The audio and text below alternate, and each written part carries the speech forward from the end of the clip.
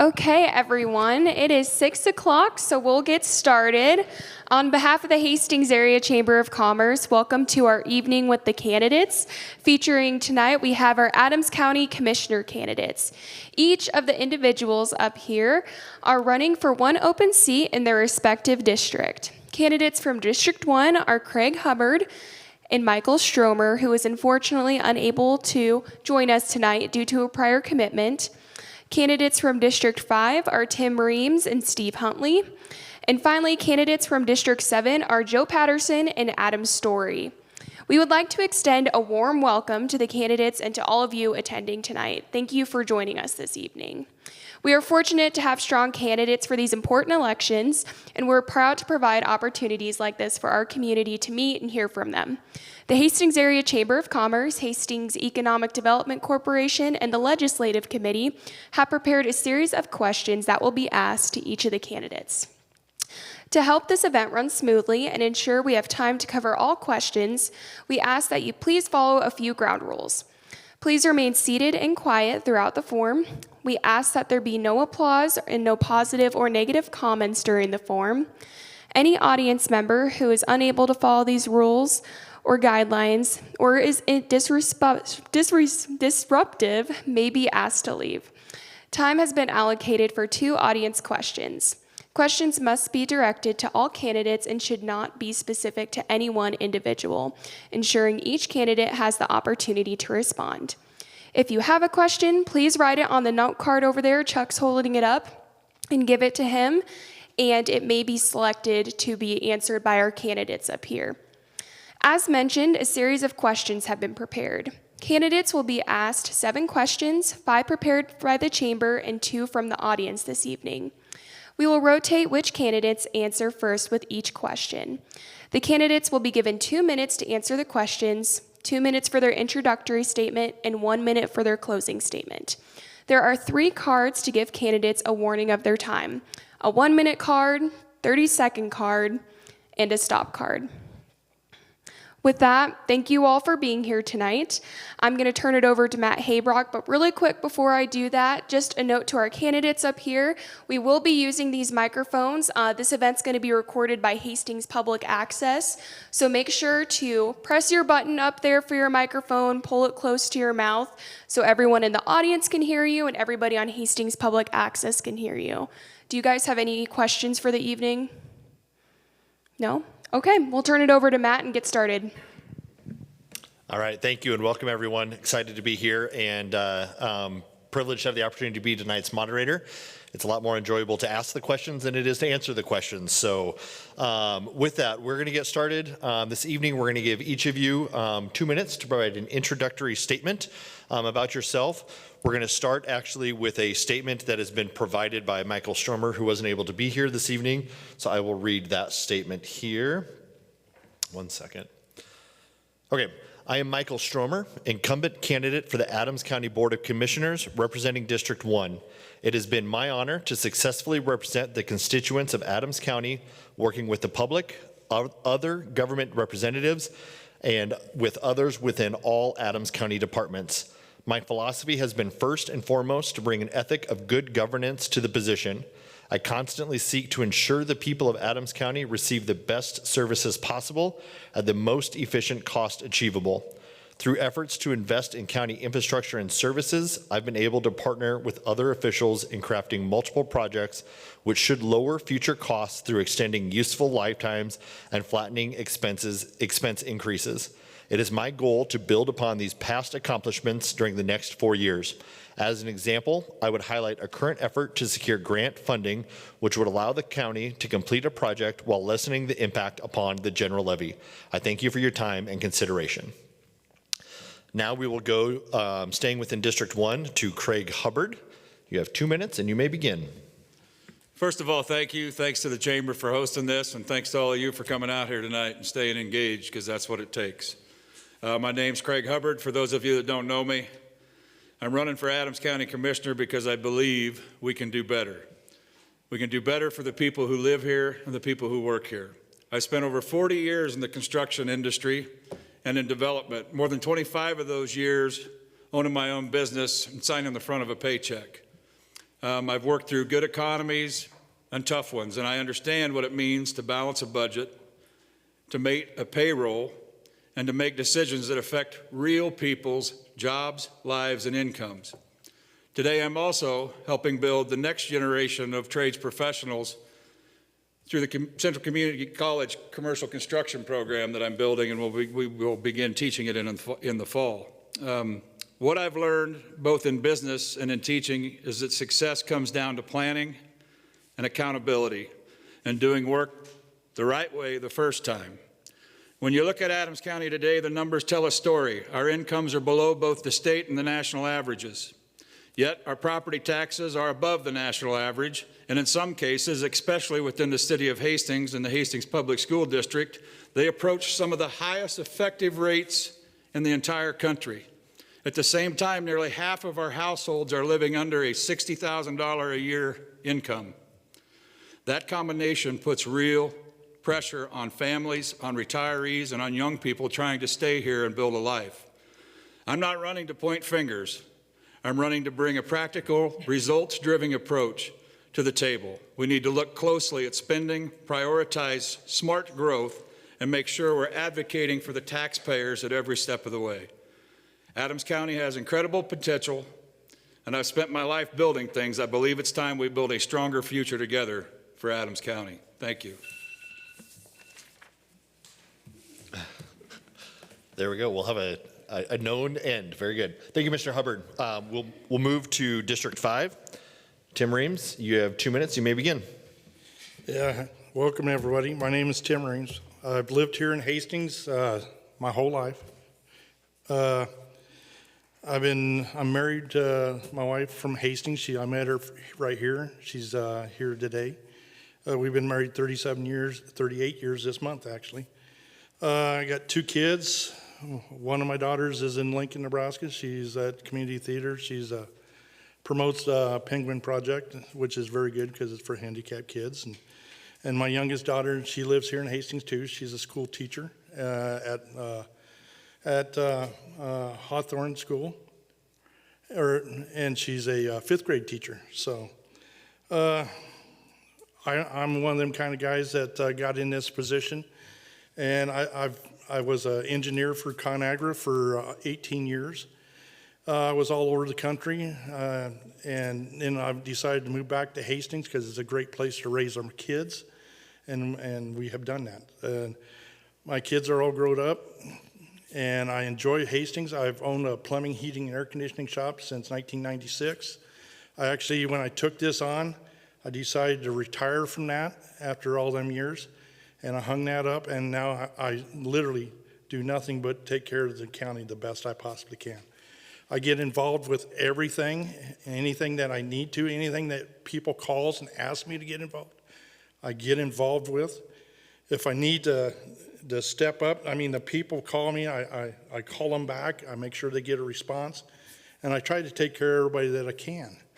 So that's just who I am, and I'm going to keep doing that as long as I'm in office. And I appreciate everybody voting for me, so thank you. Thank you, Mr. Reams. Staying in District 5, Stephen Huntley, you have 2 minutes. You may begin. Well, thank you, and thank you for everyone coming out tonight, missing the rocket that was just shot off to the moon and braving the nice rain that we're all thankful for. I'm currently a city council member. I said at the end, I'm president of the council. So a lot of times when I'm sitting in this seat, I get a hold of gavel. I want to take and bring my experience that I've learned from the council to the county. I also want to be able to reach across, as a commissioner, reach over to my friends on the council and to our city staff and see if we can work together on projects. As a landowner, landlord, property manager, real estate investor, I know what it's like to write a check for property taxes. We have to be frugal. We have to be inventive. We have to think outside of the box to make our budgets work. I've been endorsed by Senator Lanowski and by former Senator Halloran for this position. My goal is we can take and work together, we can work hard, we can make Adams County grow, and we can use our funds in great ways for great things. Thank you, Mr. Huntley. Moving to District 7, Joe Patterson. You have 2 minutes and you may begin. Bear with me, something's happened to my voice, so can you hear me okay out there? Great. Well, again, thanks for turning out on a wet night for this quorum of candidates. I moved to Hastings in 1980 with my family. I've been married to my wife Sherry for 52 years. We got married young. I was 14, she was 12.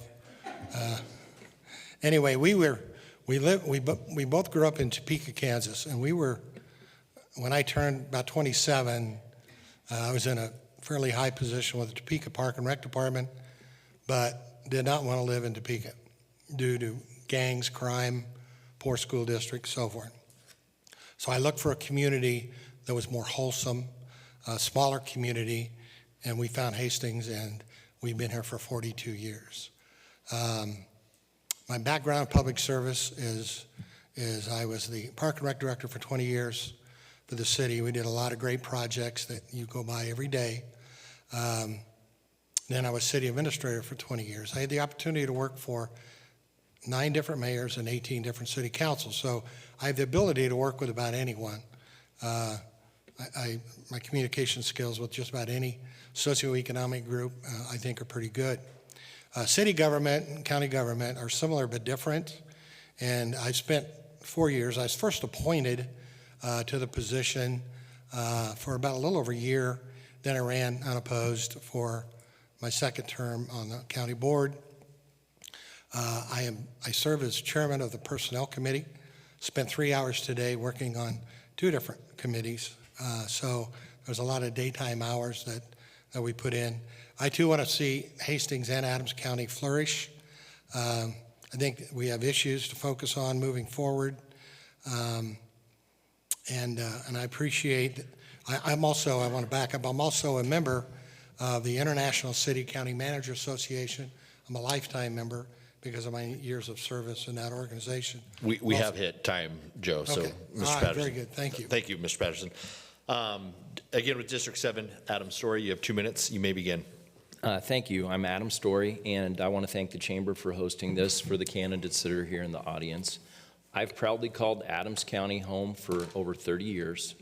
My wife and I have raised our kids here in Adams County, and I want to give back to the area that's given so much to me. I have 30 years of experience in law enforcement. 20 of those have been administrative duties within the Hastings Police Department. Currently, I serve as the Chief of Police. I have an undergraduate degree from the University of Nebraska at Kearney, and my graduate or master's degree is in management and leadership with Doane University. I have experiences through life in my career with policy, projects, and I just want to expand upon those and share those and my skills with this position as County Commissioner. As a County Commissioner, I've listened to the residents. That's extremely important to me. Work along the side of other commissioners. Work with Adams County offices and employees. I want to support the infrastructure of the county. It's extremely important, the infrastructure of Adams County. Excuse me. I guess some parts of this that are extremely important to me is the teamwork and the aspects of everybody working together in the best interest of our county. Thank you. Thank you, Mr. Story. We'll start with our first question. We will again keep the same format of 2 minutes per response. The question is, why are you running, and what do you see as the 3 most significant issues or opportunities facing Adams County? We're going to stick to the same order for this first question, so we'll start with District 1. Craig Hubbard, you have 2 minutes. Please begin. I think the biggest thing facing Adams County at this moment is an affordability issue. Adams County is quickly becoming unaffordable for a lot of people. If you look at the overall, The median income in Adams County is $68,365. That's 15 to 20%, or excuse me, that's 10% below Nebraska, 15 to 20% below the United States. For those of us in Hastings, it's even worse. Our median income is $64,000, which puts us at 15 to 20% below Nebraska, 20 to 25% below the rest of the United States. Meanwhile, at the same time, Adams County sits at 409 out of 3,135 counties in the U.S. for the worst tax rate. Not a very good combination. For some of us in Hastings, especially within the Hastings School District, we're paying a tax rate that approaches 2.25% or more, which is equivalent to people who live in New Jersey, Rochester, New York, some of the major metropolitan areas in Texas. Coupled with the low income and the high property tax rates, Adams County is very quickly becoming unaffordable. We've got to figure out a way to fix that. And I know that lowering taxes isn't always the answer, but I haven't heard anything suggested about how we can increase our incomes within Adams County. I haven't seen the county working with the city to help promote businesses or economic growth within the county overall. We need better partnerships, and I think there's definitely room for that between county, city, other village governments throughout the county to work together to promote growth within Adams County. Thank you, Mr. Hubbard. Moving to District 5, Tim Reams, you have 2 minutes. I think the biggest thing that I think is misunderstanding is how the evaluations work for Adams County. Evaluation is not set by the county. Only thing the county controls is what the state mandates. The state mandates that we set your levies, or not your levies, your property values at a certain level. And they have an auditor that comes about and they demand it because the state sets that. We don't. We have fought. I can tell you the people that's on the board now have fought and fought and fought with the state. We have made trips to the state legislature. We have fought them. We called Deb Fisher. We call everybody. We have been fighting for that. The tax levy for the county, I've been on the board for over 3 years, has been under the cap, because if everybody doesn't know, the county has a cap. We cannot exceed the cap. We have never red carded. And if you look at your breakdowns on your taxes that you got to pay, you'll find out that the taxes is not from the county. The county's taxes is low compared to what the city and the school boards are. So if you really want to get down to the nitty gritty here, those are the two systems that we really need people's help to get down. Because if we can get that down, then we're in good shape. Because we can, when you challenge your evaluation, the county can send it down. We can send it down to what we try to make it right for 1 year. After that 1 year, your evaluation will automatically go up because the state mandates that. So the only people that controls that is the state. So if you really want to help, call Lanowski, call all these people up and complain to them. Let them know how you feel about that. Because we fight, we literally, the board fights all the time trying to get them evaluations down. Because I'm with him, it's just too high. I mean, we should be down to where it was before the pandemic, and I think everybody here would be happy with it. So thank you very much. Thank you, Mr. Reams. Continuing with District 5, Steve Huntley, you have 2 minutes. Thank you. Well, thank you. I think there's a few things I would like to take and do as a commissioner. First of all, I want to educate the people. When I'm going out door to door, people look at me like, what's a county commissioner? What do they do? I think we need to get out there and explain to them. They know what a chief of police does. They know what a councilman does. But when it comes to the county, they're not quite sure. One of my goals will be to educate them, get the people involved, get them coming to the meetings. I would also like to see, and I'll probably get smacked by the two commissioners on the side, but the access channel brought into the commissioner meetings so people can see what they do. That's a goal. I would like to see a balance with our taxes. Yes, they are too high. I write a check for properties. I write a check for properties in other counties. I know what they are. It's tough for people. I also have made contacts at the state level with the Department of Roads, for example. They have an office geared just to help communities like the city or the county write grants. And they'll do that for us for no charge. I want to bring some of those contacts to the county. And once again, I want to work with the city and the villages and everyone to see if we can all work together and figure out more economical ways and better ways to handle the county government. Thank you, Mr. Huntley. Excuse me, District 7, Joe Patterson, 2 minutes. Matt, would you begin. repeat the question for me, please? Why are you running, and what do you see as the 3 most significant issues or opportunities facing Adams County? Thank you. Well, I'm running because I've enjoyed my first 4 years on the county board. I think there's some good people that serve on the county board that have the right attitude about serving the citizens of Adams County. A couple of issues that I think are problematic is one, the new jail. It had a ton of issues before it could open. It was a design build facility and certainly has had a lot of failures in the mechanics of the building. Those are almost all worked out. There's still maybe a few. The biggest issue I have with the jail is when we all voted for the jail, I wasn't on the county board at the time, we were promised that, one, we would not have to send prisoners to other facilities, and I think we fulfilled that. But the other promise is we're going to be a depository of inmates from other counties, other programs that are looking for space. Last time I toured the jail, we had 50 inmates and 49 employees.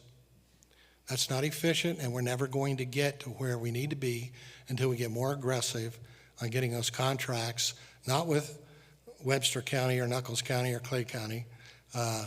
We're talking about Lincoln. We're talking about Lancaster County and some of the larger counties that have space that do not accommodate their inmates. And we could easily house them here and collect a fee and turn that jail around where it's a revenue generator. So that's what I have to say about that.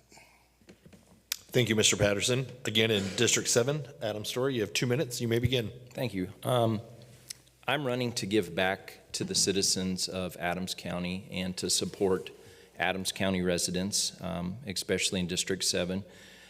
Key issues that I see to address is the budgetary stuff or the property taxes. There are opportunities to look at efficiencies within all government, and that is something that is important with this position and me running for this position. Within Adams County, there are a lot of state mandates that the county oversees or the county commissioners oversee. They're mandated to run a jail. They're mandated to have all the offices at the courthouse. Outside of that, they do make a lot of important decisions, though, with these mandates and how those offices can be ran and the efficiencies of those. I have also seen and been approached about different events within Adams County with the spending or approval of some of the projects, and there's some concerns with the way that they were represented, and I'd like to be part of a solution to help with that. Thank you. Thank you, Mr. Story. Moving on to question 2, you will again each have 2 minutes to respond. What strategies would you use to keep taxes fair and reasonable while still supporting essential services and addressing infrastructure needs as Adams County grows? We're going to start in District 5 with Tim Reams. You have 2 minutes. Well, we are really working on a structure right now. We got an agreement with 2 other counties because we're unable to, like he was talking about, the bonds and the funding that we can get through the state roads department. There's infrastructure money available, but you got to have a third party a construction engineer do a study, and that costs about $35,000, but then you're not guaranteed that you'll get the job. So we signed an agreement with 2 other counties that we're stretching that funding out, and we're actually landing jobs with that infrastructure money that came down. I mean, we're doing a lot of updates, some bridges and so forth like that, and that's a great deal. I mean, it took us a while to get that into play. It took us actually 2 years to get that into play, because we had to find some teammates to come on board, and these other counties are doing that. I mean, the county board, to me, I feel like we're really out there working for the people, and everybody's ever come up there, they know that we fight for them all the time. All we're asking is one thing, is when you contact us, we always contact you back, or anyway, I know I do, and I always fight for every little thing that I can to help people out. And the jail is one of them deals where I think the best thing we ever did is when we found Dreamus, and I helped get him in that spot, and he has done a wonderful job. But I'm still with Joe. There's some contracts that we need to go out, and we're working on that. But you got to find them people that's willing to work with you on that. We got contracts signed with 2 other counties right now, possibly 3, I think, but we need more, and we're working on that. And, you know, I'm just trying to be honest here, that I think the best thing to do is, a lot of people that's sitting in this room, I think, comes up to some of our board meetings. They know that we're working on this kind of stuff, and we appreciate you coming up and telling us what's on your mind and how, you know, what's bugging you. But that's just the way I feel. I feel like we're doing a good job. Thank you, Mr. Reams.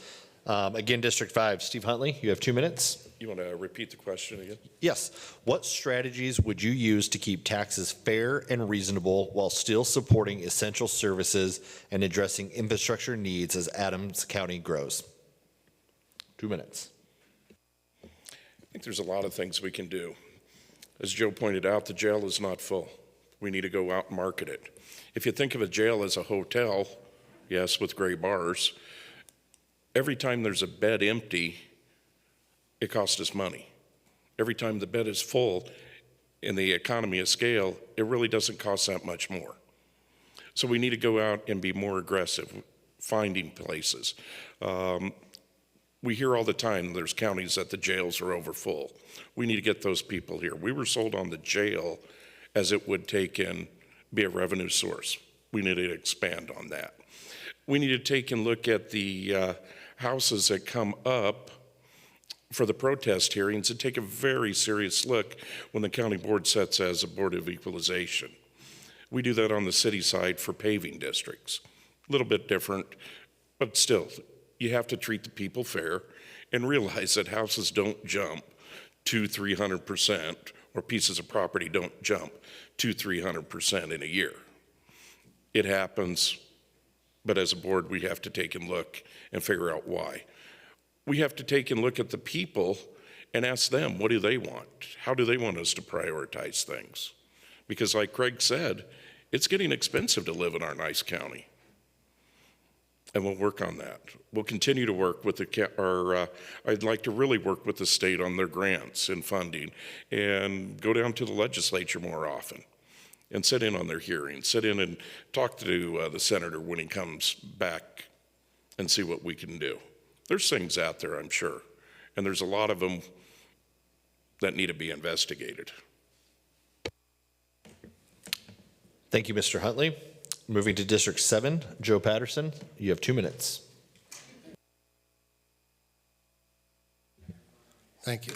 One is that we have a number of interlocal agreements with the city of Hastings, some of which in a previous life I was involved in formulating.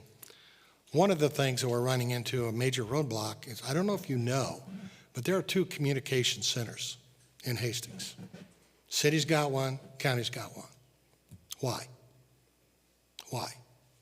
And I know there were discussions, I was not part of them, to merge those into one, and for whatever reason, emotions got involved, turf got involved, and it just lost its momentum. It needs to be revisited, and if it takes the council and the board to override the staff and the sheriff to get it done, it needs to get done.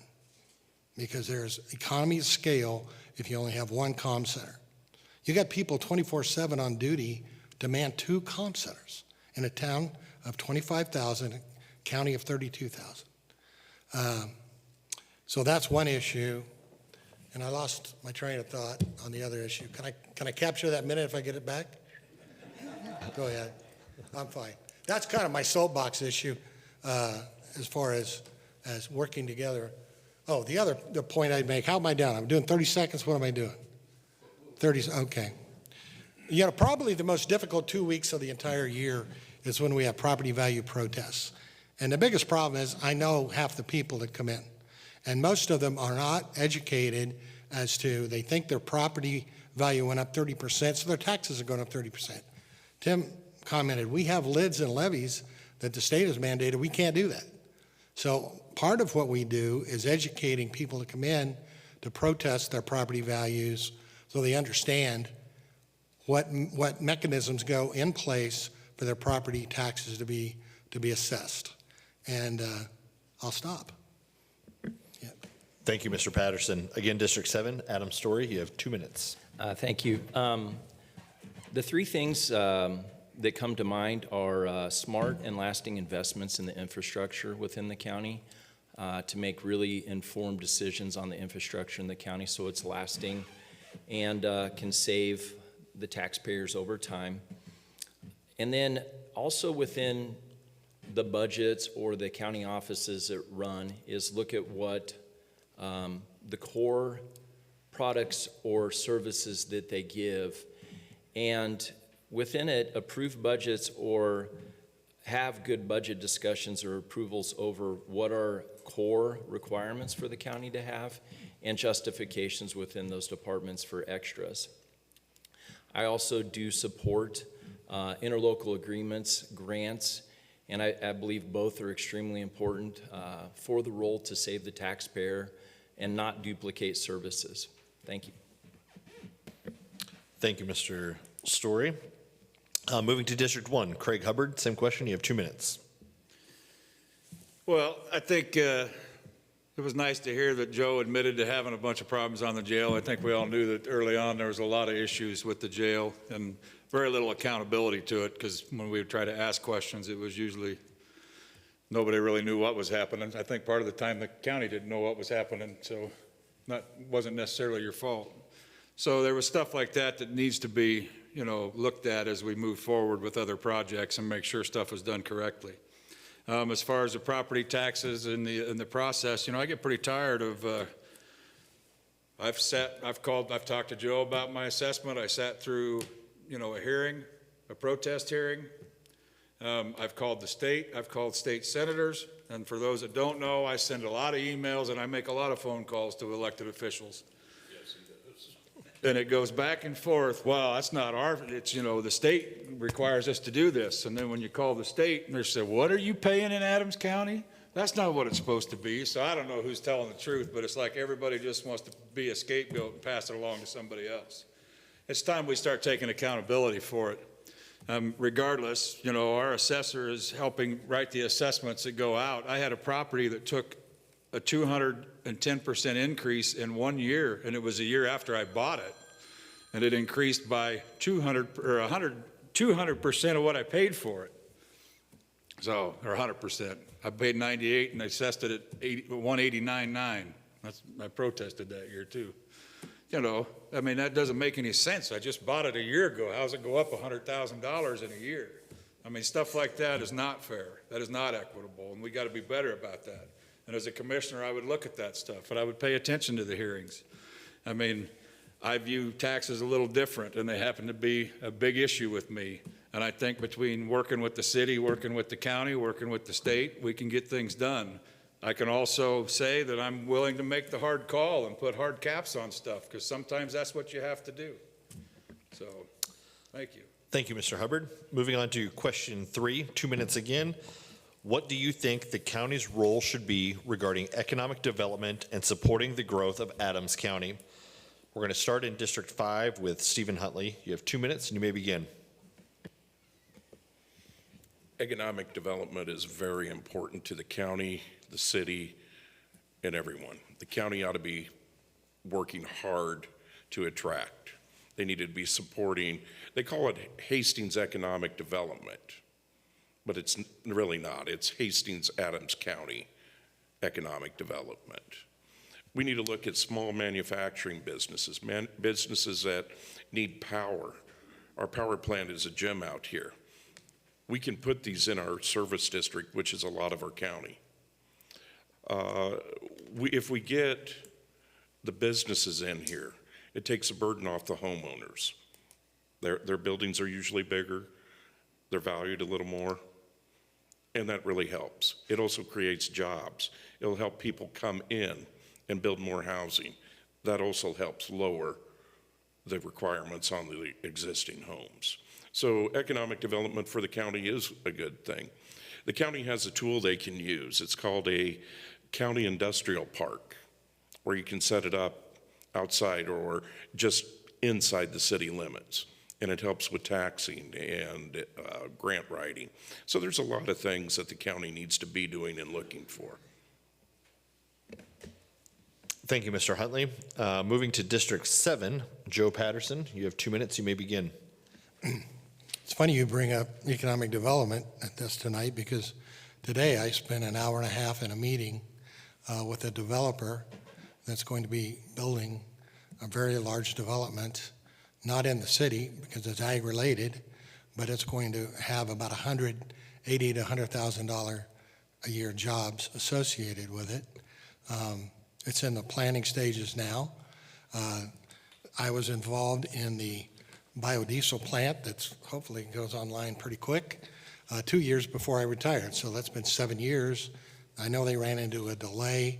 I think the county currently funds about $30,000 a year to HEDC. I'm not sure what the city's funding is, but Steve indicated that if you go into industrial park, usually there's a moratorium on annexation for a period of time so that the property taxes don't hinder the development of the property. And we certainly use that tool when I was administrator, and the county doesn't really have a tool like that, but with it going out and by statute, but when it goes out into the county and is ag related, then it goes before Judy, who's sitting out there, and comes to the board. I think almost all the board members are online for this particular development. So the county does play a role, particularly if it's outside the 2-mile extra jurisdictional area of the city. Then the county really gets involved, and they do help fund HEDC. At one time, HEDC, if I'm not mistaken, was 100% funded by membership dues. And probably 10 years ago or so, then they came to the city, came to the county, and got some additional funding from both those sources for what they do. So, Thank you, Mr. Patterson. Again, in District 7, Adam Story, you may begin. 2 minutes. Promoting development within Adams County is extremely important. The right development too.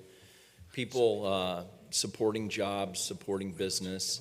It's extremely important for the tax base. We do have assets in our community, the chamber with HEDC, that is important, where they seek out different opportunities for business to come to town. It is also, attracting different businesses is a chain reaction with employment, houses, jobs, and it's extremely important to continue to grow within Adams County with development. Thank you. Thank you, Mr. Story. Moving to District 1, Craig Hubbard, same question. You have 2 minutes. You may begin. For those that have heard me speak before, you've probably heard me say that I'm not a big fan of the term economic development. I think it's proven across the country that economic development sometimes has a history of picking winners and losers. We have got to find some sort of a sustainable growth pattern. With economic growth, we can get that sustainability to where everything kind of grows in unison. We have to stop using taxpayer funding to continue to build houses when we're not creating jobs or sales tax revenue. If you build the business, the houses will follow because of necessity. I get it. There was a period of time where we were short. I argued for 20 years about our shortage on houses, and it took 20 years before anybody started doing anything. And in typical fashion, in my opinion, now we're overcorrecting the other direction. mainly through the city, but the county's got to be involved with that. I've sat through numerous meetings, city council meetings over the last 4 years for whatever reason. And other than when Joe comes up to talk about the softball complex, or maybe Doc Newman to talk about the pet connection or the pet place, I don't ever hardly hear, or unless we're talking about some of the interlocal agreements, but I've never seen somebody from the county board come speak at a city budget hearing to talk about, you know, how we can work together to give some sort of tax relief to the citizens of Hastings, which is also Adams County. So I think there's just a lot of stuff we can do between working together to create growth so that we can bring more business in and generate more sales tax dollars. That's why our peers are outpacing us. You know, they have the jobs, they have the economy, and we don't.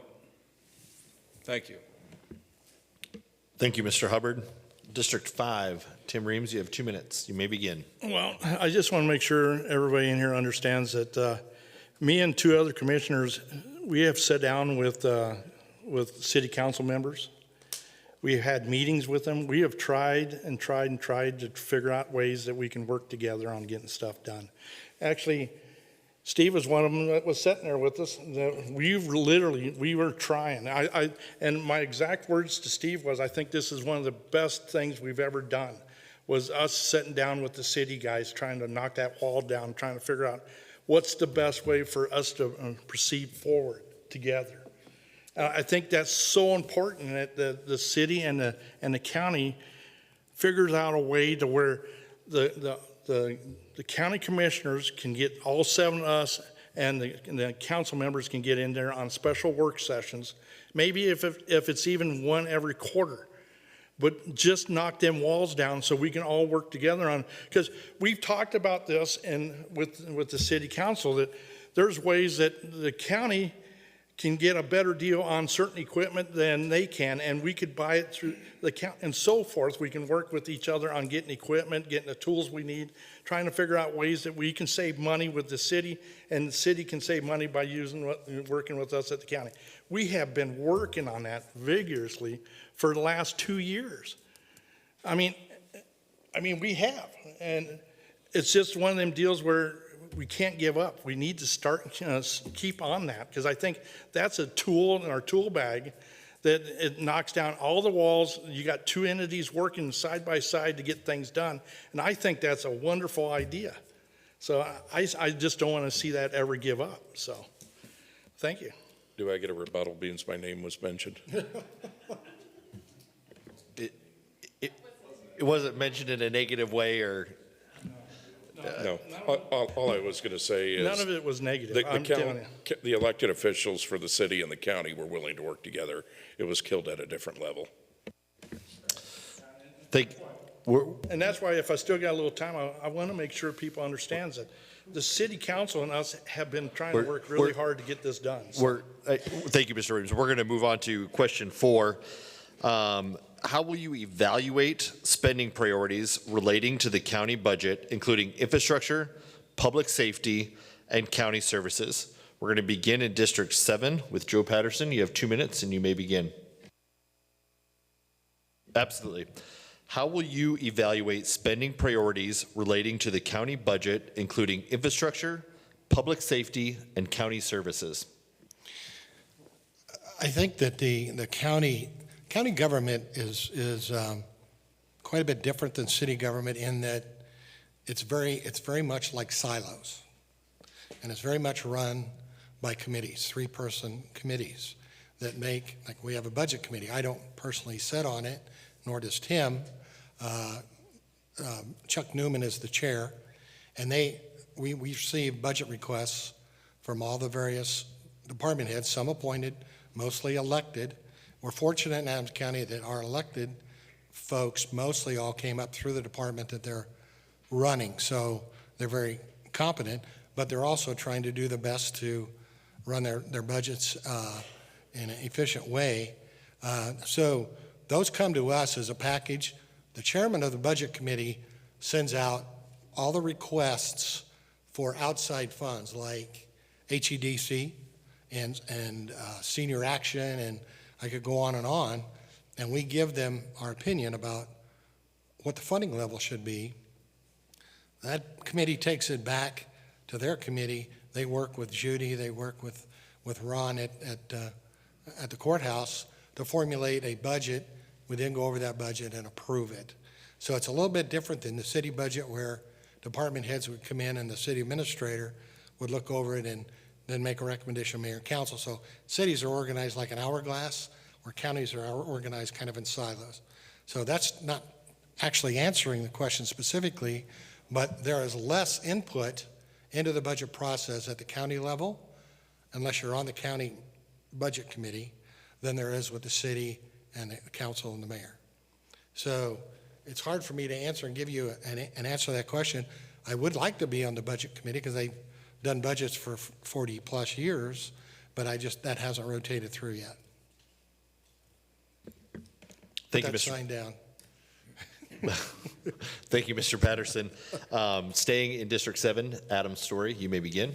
Thank you. With spending priorities and budget, the first thing is to look at what the state mandates are, what the county is mandated to run through the state of Nebraska or state laws. Those would be obviously the most important priorities to facilitate and budget correctly for. The next is your capital or infrastructure expenses within the county to ensure that there's the correct upkeep of infrastructure and properties in the county, long-term planning, long-term goals, and those are budgeted for. Public safety is extremely important. Public safety with both first responders, fire departments, fire districts and stuff, and to support them and ensure that they have the correct budget line items to have the correct tools and training to provide great services for Adams County residents. Thank you. Thank you, Mr. Story. Moving to District 1, Craig Hubbard, you have 2 minutes and you may begin. First of all, obviously, anything that's required would have to be met. Second of all, safety would be the #1 priority. The Sheriff's Department, I think, is, probably the #1 priority that needs to be funded and fully funded. They cover quite a large area, most of Adams County, other than Hastings as far as the law enforcement goes. And then the infrastructure. We got to have good roads. We got to have good bridges. Services would probably be one of the first places. If you had to start cutting stuff, you would look at the less essential services. I mean, I'm not afraid to make a hard cap or a hard cut. The first thing I would do is say, okay, times are tough. Here's how much money you got to spend, and see what each department could come back with for their suggestion of where they can maybe make a cut. I mean, there's always fat in everything that we do. I mean, I'm sure there's fat in my budget at my house. And the government's not any different. There's always a place where you can cut something out and save a little bit of money. It's essential that every piece of government starts to look at their budgets and evaluate their spending habits and evaluate their income. You just can't tax your way to balance your budget every time.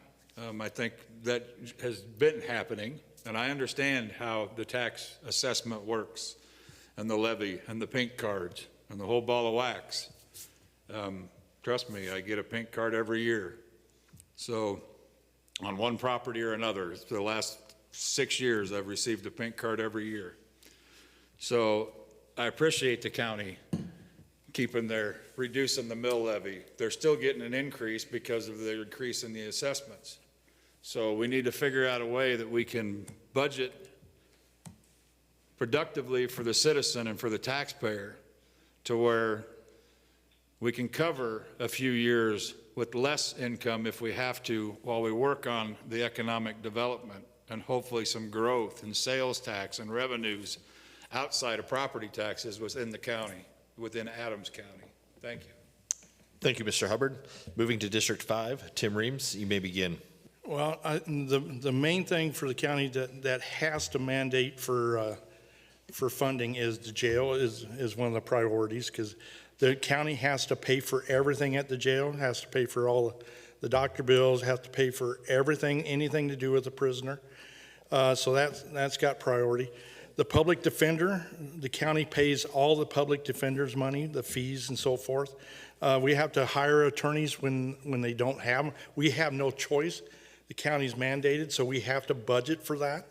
So that's the second thing, but the most priority thing is public safety. Everybody sitting in this room knows how I feel about public safety. I have fought for that since I've been here. I made sure that we got a new radio system for the whole county, because our deputies used to have to go out in the county and work out their cell phones because they didn't have a radio. They have a whole complete system now that didn't get charged to anything to the taxpayer. That was all ARPA funds. And I led that mission. I'm proud of that. And, you know, but the sheriff's office, they have to get funded, but we have to meet all this stuff in a cap.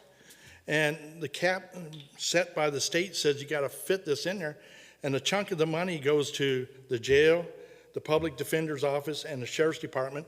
But then you also got to remember you got emergency management. I don't know, myself, Ron Hughes is a very important piece of the puzzle for public safety. I feel really safe at night sleeping in my bed because I know Ron's out there doing his job as emergency management. And I also feel really good that we make sure that all the volunteer fire chiefs, I work with every one of the volunteer fire chiefs, I'm making sure that they got what they need, and I have meetings with them to make sure they got what they need. If they need something, we have to make sure that they get it. They're the only people that keep you safe, because not only do they do the county, they come inside the Hastings with their ambulances. They come inside Hastings to support them with the fire trucks and everything. And the county's got to make sure that they're funded to do that. And you got to remember, every one of them volunteer firemen are heroes. They don't get paid. I hate to cut you off when you're talking Nope, about volunteer you're fine. firemen. I appreciate you, but we do have the 2 minutes. So thank you, Mr. Reams. District 5? You want to repeat the question one more time? Yes. How will you evaluate spending priorities relating to the county budget, including infrastructure, public safety, and county services? Mr. Huntley, you have 2 minutes. As Joe said, the county budget's a little different than the city. Each department brings it and it's compartmentalized. We have to talk directly with the department heads, the assessor, the county clerk, sheriff, and find out what they really need. You know, the last thing I want to do is cut something from the county clerk's office and affect our election integrity. We have a good reputation on that. We don't want to cut any money there. But if we can cut maybe something out of some office supplies or some other necessary item that might be inflated, we have to look at all that. We have to look at grants. We have to look at interlocal agreements. We have to look at all kinds of different sources. We talk about the jail and how that is a source of revenue, but yet we just heard 50 to 50, a 1-to-1 ratio. Doesn't pencil out very well to me. So we have to be more aggressive at going after stuff for that. We have to take and look at and talk to the state and see what they can do, how they can help us with the volunteer fire departments, with the sheriff, what funds are available there, and the feds. You know, Senator Fisher was giving out money right and left to a lot of these small towns and communities. Hastings received $4 million for the airport. What did Adams County receive? Ambulances. Did we even ask? I'm sorry, I spoke up. You know, Yes, we did. So. okay, we got some ambulances, but what else can we do? You know, there's always things out there. We just have to keep looking. We have to work with the other elected officials who have to be willing to give and take. You know, both of us have to work together on this. Hey, made it to the stop. Thank you, Mr. Huntley. We have one question left in the prepared questions, so just a reminder for the audience, if you do have a question, please work with Chuck to get those questions submitted. We will move to the 2 audience questions after this. So question 5, again, 2 minutes. What steps should the county take to ensure services remain strong during population or economic changes? We're going to start in District 7 with Adam Story. You have 2 minutes. I guess the steps that the county needs to take, or the commissioners need to take specifically, is working together, being a team and understanding the necessity or the needs with those influxes in the community, supporting those through the different offices, making sure that you always have the correct assets or resources for those growths and needs. Again, the important aspects of that is your emergency responders, but then just also all of the other offices that encompass Adams County residents. Thank you. Thank you, Mr. Story. Moving to District 1, Craig Hubbard, you have 2 minutes and you may begin. Well, first thing is we got to be able to make adjustments in what, if the economy is in an upturn, then, and we're having a windfall, then we budget some of that away for those times when the economy might be a little worse, or maybe our revenue's not as good, or whatever the scenario may be. The main services have got to stay in place, and we got to focus on that. I would expect, especially with the roads department, that throughout different times, the demand for, like, you probably haven't been doing much road grading the last few months, but now this week, if we get enough water, you're going to be out everywhere trying to get the roads leveled up. I mean, so there's going to be times when some of that stuff requires more work, and then obviously if we would have a big growth spurt where we're growing throughout the county and we need more infrastructure, more roads, and that's going to become the top priority. I mean, we got to prioritize stuff as it comes to us. All the while keeping our, the jail, the sheriff's department, the county attorney's office, I mean, all that stuff obviously has got to stay open. And hopefully, you can find some interlocal agreements to help share some of the burden. I mean, I find it ironic that the city of Hastings drives a road grader all the way across town to grade 3/8 of a mile road that goes in front of my house when the county comes down that road to grade the rest of it. Why doesn't the county just grade the road? They do a heck of a lot better job. I'm sorry, but sometimes it gets pretty beat up with all the truck traffic, and it needs it. Glad to pave it at a charge. Yeah, I know you would. That's the problem. I don't want you to pave it. So anyway, I mean, there's a lot of places we can work together, I think, as a team. And from what I've seen, sometimes government entities have a hard time working together as a team, and we need to focus more on that, being team players for the overall community and the overall citizen, and not just whatever the special interests sometimes end up being. Thank you. Thank you, Mr. Hubbard. Moving to District 5, Tim Reams, you have 2 minutes. Well, something that we have just started. The 7 of us voted, and we started a new project called We Get Together. It's a work session for all the department heads of the whole county, and all 7 commissioners get together. We had our first meeting, 2 weeks ago, I believe. And we started that because exactly what he's talking about. We're trying to figure out ways that we can all work together to make sure everybody gets what they need, but not, if you only need 1 desk, you don't need to buy 3. That's just the way it works. But we have never been able to do that, so we made a resolution, and I got it passed through the board that we're going to do this every quarter. So every quarter we all meet together. We have a work session on that. We have a work session on making sure that it's the first time that all 7 of us can get together and actually talk about the budget. So everybody can bring their budgets to us. We can sit down and we can talk. And we're just starting that. It took us this long to get something like that set up because it's really hard for the county government because the quorums and Robert rules. All this has to be met. So we made a resolution that we're going to have one every quarter. And maybe we might need to have that more often, but at least we're starting that. And we're working with all the department heads. And so far it's working out really well. All the department heads are excited. I believe that they all really like it because they can come and they can ask for something, or they can, the sheriff's office is needing help, so forth, whatever. And the roads department are short a mechanic. I mean, everybody hears the same thing. It's kind of nice because then you can put that all to bed. And so thank you very much. Thank you, Mr. Reams. Staying in District 5, Mr. Stephen Huntley, you have 2 minutes and you may begin. You want to repeat this? I absolutely can. What steps should the county take to ensure services remain strong during population or economic changes?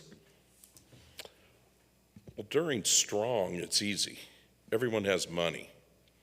It's during the downturns where we have to tighten our belt that gets tricky.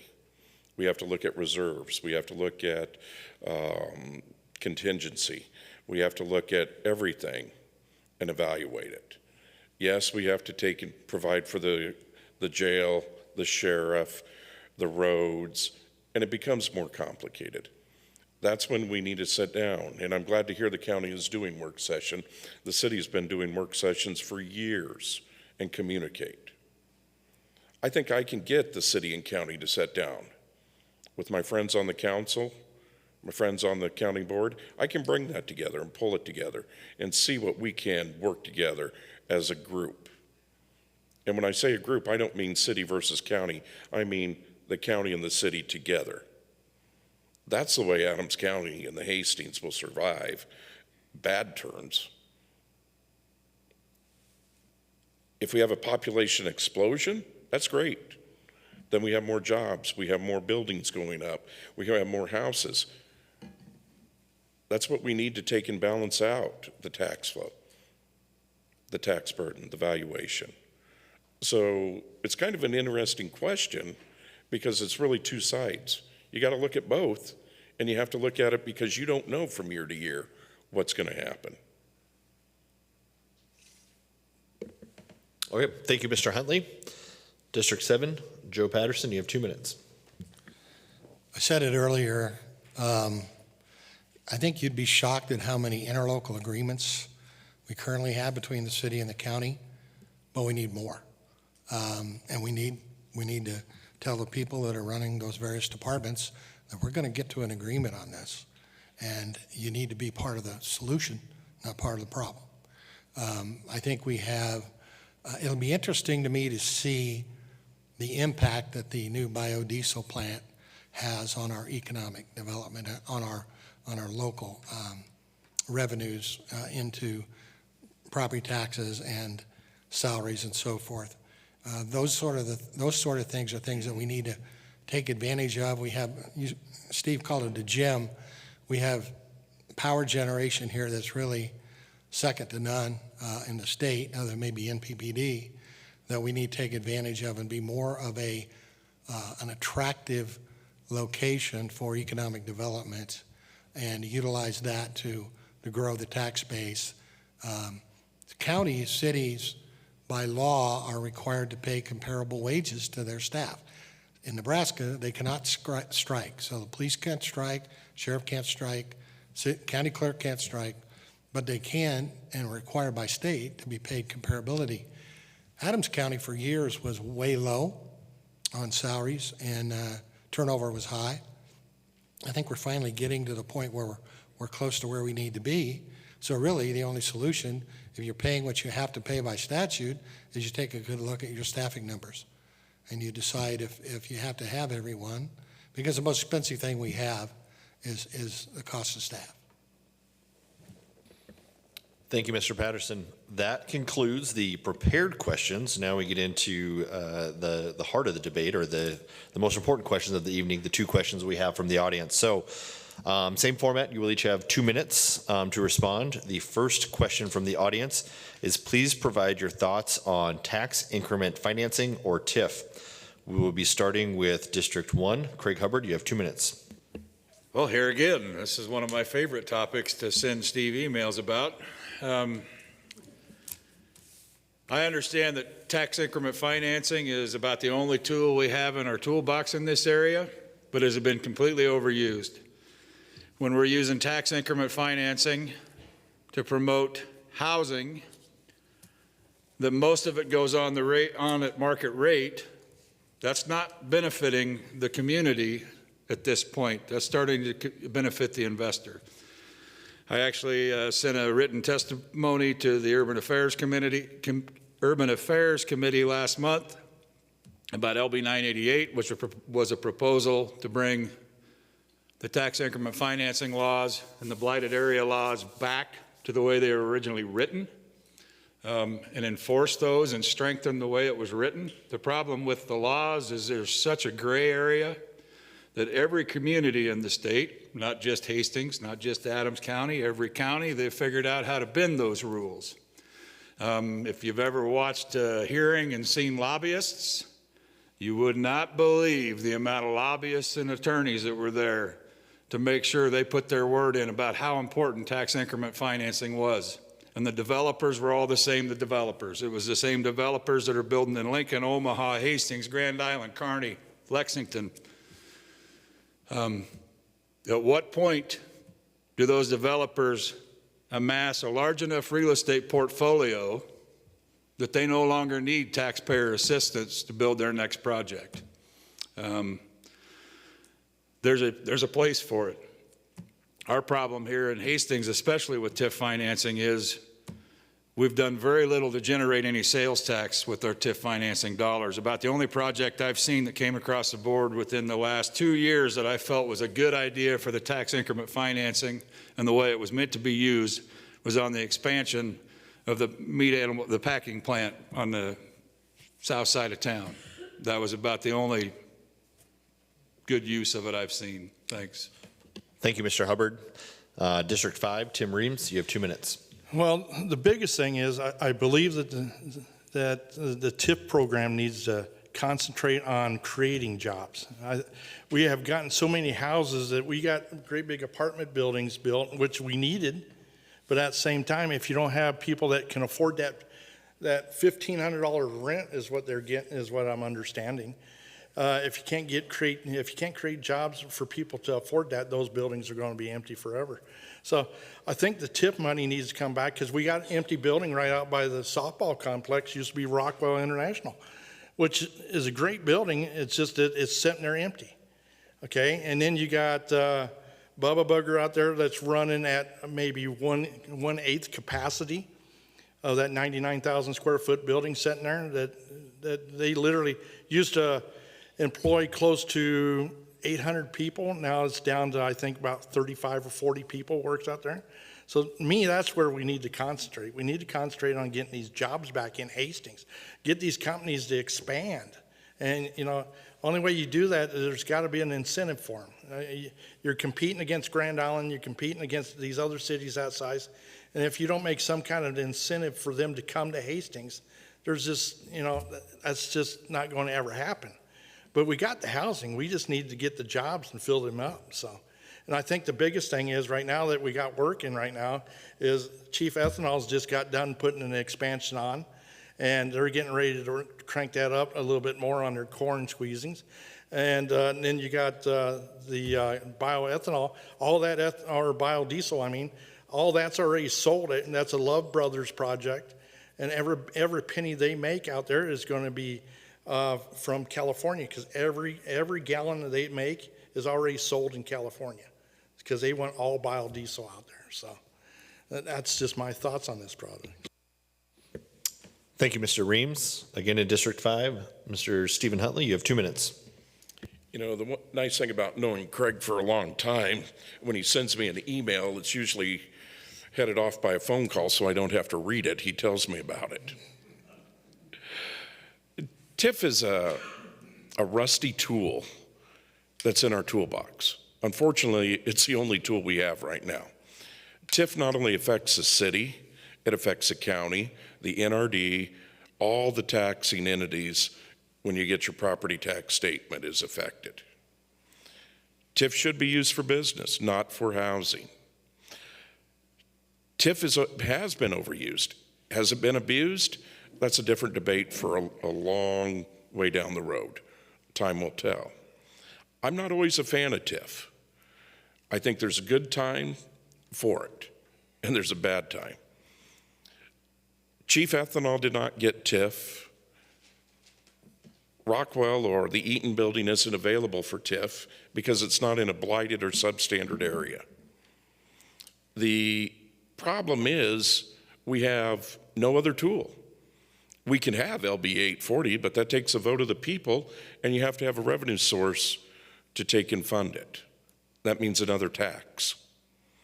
None of us want another tax, do we? I don't. So TIF has been overused for housing, and I voted a lot of times no on housing for the use of TIF. And I'll probably continue to do that. The one thing I think the county needs to look into is green building, though, of farmland. This protects farmland and valuation, because a lot of times when TIF is used, it's used on farmland.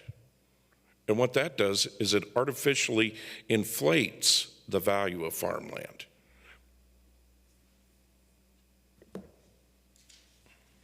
Okay, I see we're complete. Thank you, Mr. Huntley. District 7, Joe Patterson, you have 2 minutes. You may begin. I had a lot of experience dealing with TIF in a previous life. I think Steve made some good points about TIF. TIF has an element called but for. And then what that means is, would that development happen but for TIF? To me, that's the crux of the problem. The definition of but for has gotten really convoluted, and pretty much anything, any project that comes before mayor and council, if it meets the substandard designation and they haven't, it's blighted and substandard, and they're still below the percentage, because a certain percentage, top of my head I can't tell you that your town can only be substandard and blighted such a certain percentage. Problem is, and Steve hit on it too, is in Nebraska, that's about the only tool. Now, the people that are really smart about TIF, they know how to work it. And that's kind of the problem, that you really ought to be using TIF for economic development, not necessarily housing. We have a glut of housing in Hastings right now. We didn't have enough, and now we almost have too much. So I think the mayor and council need to take a good hard look at whether they're going to approve any further TIF for housing moving forward. Thank you, Mr. Patterson. Again, in District 7, Adam Story, you have 2 minutes. Thank you. I think that it's an important tool. I don't want to see it misused at all. The housing has been brought up by the different people here at the table over and over. I thought some of that was a necessity kind of in the beginning. They statistically said there's about 6,000 people that commute to our community a day for different jobs. And it was important to have the correct housing in our community to support jobs and the recruitment of jobs. You also see a lot of TIF projects that are less desirable structures in our community, that financially they're not collecting property taxes, and through TIF projects, those are rehabbed to get on the tax rolls down the road as a substantial business and or investment to our community. I do not like to see it overused. Percentage-wise, Hastings has less TIF projects or a percentage than most of the communities that we're compared with. But I would agree that it needs to be used appropriately to create structures that down the road when they come off the rolls are an asset to our community. Thank you. Thank you, Mr. Story. Getting to the final question before we move to closing statements, and I believe these questions appear to be submitted by the same person. I'm going to merge them a little bit into one. How can you break through the barriers between county and city to get conversations with city council to help both the city and county citizens? And then also, how can you ensure that the public is involved in the process? We're going to start with District 5 and Tim Reams. Well, like I said earlier, the biggest thing is people really need to contact people. We have tried to get the city and the county together. And you can't make them get together. And the whole deal we started, I mean, there was 3 council members, 3 board members. We was knocking down walls, but that got stopped. And I hate to say it, but it got stopped because the city administrator and some other forces decided that wasn't the best interest of the city. And it was the best interest of the city, because we was knocking down walls. We was trying to make strides in what's best so we can save money together. And I think that's where we need to get. And I think the way we get there is if the public contacts the mayor and say, hey, I mean, you got the support of the county board. I guarantee it. The board members would love to get together with the city, because if we can save some money, it's a no-brainer. Why not? But you guys need to help us and call the mayor and say, hey, we need your help to get involved with the county, and let's figure this out. I think it's a win-win for both sides. That's the way I feel about that. Thank you, Mr. Reams. Steve Huntley, you have 2 minutes.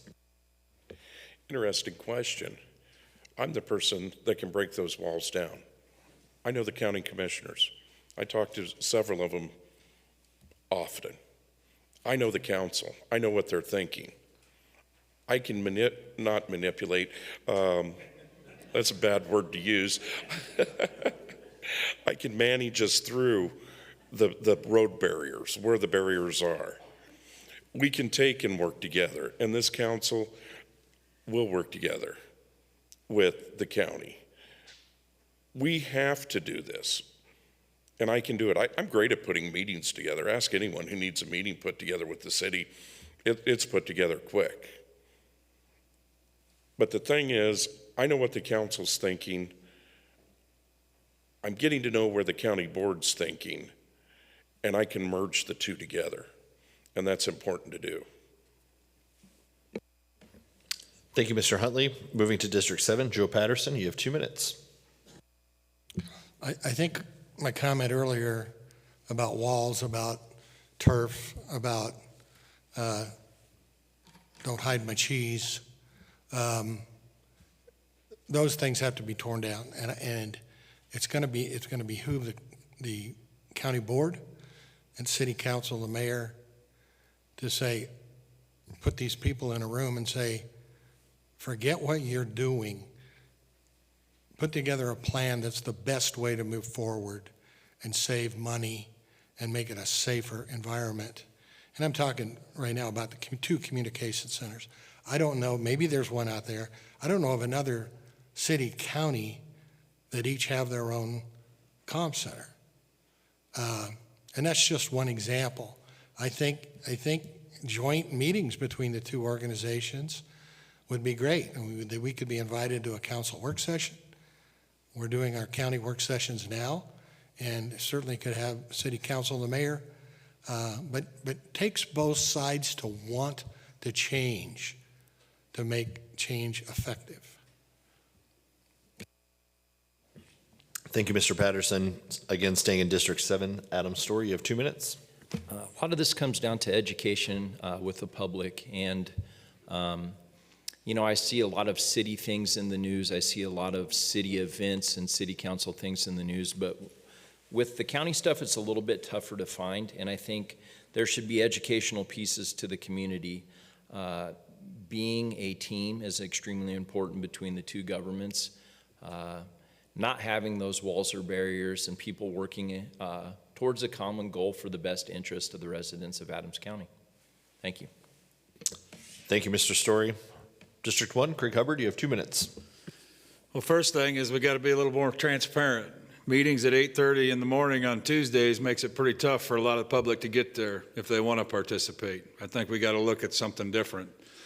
Most people my age or younger are probably working at 8:30 in the morning on a Tuesday morning. So we need to figure out a way that we can make those meetings to where the public can get to them, so we can be a little more transparent about what we're doing. We've got to work together. For those of you that don't know me, I'm always going to tell you exactly what I think. I don't sugarcoat much, but in the same token, I can call Steve up and I can chew him up one side down the other and completely disagree with him, and then say, hey, you want to go get a burger sometime, So just because I think different than somebody else doesn't mean that I don't appreciate your opinion, and doesn't mean that we can't agree to disagree on a few things. We have got to be able to bridge that gap. I've spent the last 8 months cold calling on major construction companies throughout the state to visit with them about a commercial construction program that I've been writing at CCC. Not afraid to start a conversation. Not afraid to end a conversation if that's the way it's got to be. I think I know enough people in the community, on the board, within the city administration, that bridging some of those gaps would be easy. I even know people outside the city of Hastings in other communities, Roseland, Holstein, Juniata, Kennesaw, other places within Adams County that we need to work with and work together for an overall vision of Adams County as a whole. Yes, Hastings is a major metropolitan area within Adams County, but there's a lot more to it than just Hastings. Obviously, Hastings is important to me. That's my district. And the majority of all my district pretty much is in Hastings. But you have to look at the overall picture and bring everybody in for these decisions and these meetings. Thank you. Thank you, Mr. Hubbard. We will now move to the closing statement for each of you. You will have 1 minute apiece. We're going to start in a reverse order of how we did opening statements. So we will start with District 7. Adam Story, you have 1 minute. Thank you. Again, I want to thank everybody for participating in this tonight and for the audience coming out. With this role, I just want to give back to the Adams County residents. I want to provide some educational things and skills that I have, leadership to this position. I want to serve the Adams County residents with integrity, and I just extremely hope and ask for your support. Thank you. Thank you, Mr. Story. Joe Patterson, you have 1 minute. I'd echo what my opponent has said. Thank you for coming out. I think we have another one of these later in April with the League of Women Voters. One point I would make, different than the city, when you're on the county board, you're an employee of Adams County, where if you're mayor or council, you're not. And that's different because the responsibility for managing all of this falls on the different committees that you're assigned to, and it is much more time investing in being on the county board because of how it's organized and how it's structured. Again, I want to thank you all for coming out tonight, and I really appreciate your involvement. Thank you, Mr. Patterson. Moving to District 5. Stephen Huntley, you have 1 minute. I want to thank everyone also. I want to thank the Chamber, HEDC, for putting it together, and Matt from the airport for allowing us to use his facilities. It does take time. I have the time, I have the education, I have the experience to take and maneuver the city and the county closer together. I've already spoke with Councilman Anderson. Him and I have a quarterly town hall meeting. And when I'm elected, I asked him, I said, Mike, what would you think of having a county commissioner come to your meetings and be a part of it? He said, Steve, I'd love to have you there. I look forward to it. That's one way I will take and work the city and the county to bring us closer together. I want to thank everyone and encourage you all to go vote.